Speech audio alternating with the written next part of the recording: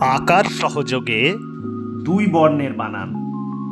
কয়ে আকার তালব্যস্য কাশ, ক্ষয়ে আকার দন্তস্য ঘাস, গয়ে আকার ছ গাছ, বয়ে আকার বাবা, তয়ে আকার দন্তস্য তাস, অয়ে আকার ঘ বাঘ, ময়ে আকার ছ মাছ, দয়ে আকার দাদা, বয়ে আকার দন্তস্য বাঁশ, তয়ে আকার ল তাল, দন্ত নয়ে আকার চ নাচ, রয়ে আকার বর্গীয় জয়ে আকার রাজা, ময়ে আকার দন্তস্য মাস, চয় আকার ল চাল, আ টয়াকার আটা, দন্ত সয়াকার দয়াকার সাদা।